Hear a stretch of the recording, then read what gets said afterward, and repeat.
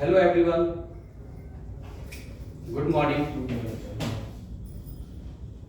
आज मैं आपके सामने ये सिटिंग अरेंजमेंट का एक बेसिक कंसेप्ट डिस्कस करने जा रहा हूँ। नो डाउट आज के डेट में जो क्वेश्चंस का स्टैंडर्ड होगा थोड़ा सा इससे अच्छे क्वेश्चंस का स्टैंडर्ड होगा, क्योंकि क्या है हमारा बिल्कुल लर्निंग फेज है।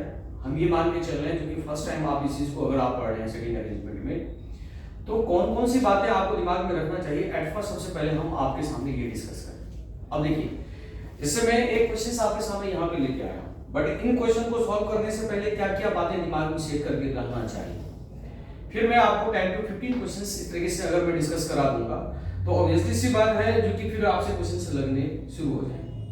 पहली बात है। दूसरा सबसे इंपॉर्टेंट फैक्ट ये है, जैसे सिटिंग अरेंजमेंट हुआ, ये सब एक ऐसे इंपॉर्टेंट टॉपिक होते हैं जिसमें कि आपने एक क्लास खाली अटेंड कर लिया और आप चाहेंगे जो बिल्कुल हम उस्ताद हो जाएंगे, ऐसा नहीं हो सकता। देखो, जैसे मान लीजिए पर्टिकुलर किसी एक टॉपिक से क्वेश्चन आता है, आप सीरियस हैं नॉन सीरियस हैं डजंट मैटर, बट क्या है जैसे मान लीजिए अगर आप सिटिंग अरेंजमेंट की बात अगर आप करेंगे तो इससे जब भी क्वेश्चंस पूछा जाएगा 4 या 5 क्वेश्चंस बल्क में पूछा जाएगा, ठीक है, तो उसको आप थोड़ा सा सीरियसली लीजिए क्योंकि ये सब डिसाइडिंग फैक्टर है ना।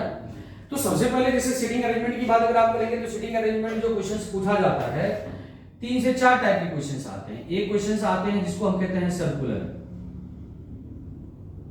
Circular based question. एक आता है जिसको हम कहते हैं रो एंड कॉलम। एक आता है जिसको हम कहेंगे फ्लोर।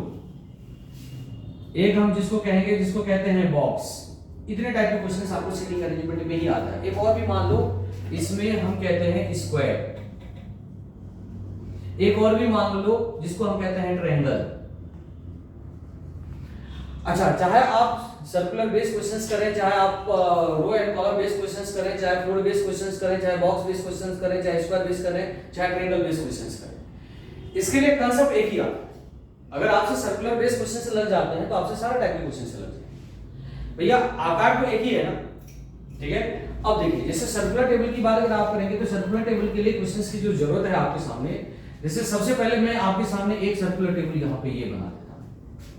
बहुत सारे लोग क्या करते हैं, इसको ऐसे भी क्वेश्चन सॉल्व करके ऐसे सॉल्व कर दिया जाता है। मैं इसको ऑथेंटिक नहीं समझता हूं। इसको आप जो है अननेसेसरी इसमें एक्सपेरिमेंट करने की जरूरत नहीं है। बेटा मैं ये कहता हूं करिए एक्सपेरिमेंट, इसमें कोई मनाही नहीं है, बट एक्सपेरिमेंट तब हम करेंगे जब हम 20-25 क्वेश्चन लगा लीजिए। ओके ना। चलिए, तो जैसे मान लो सर्कुलर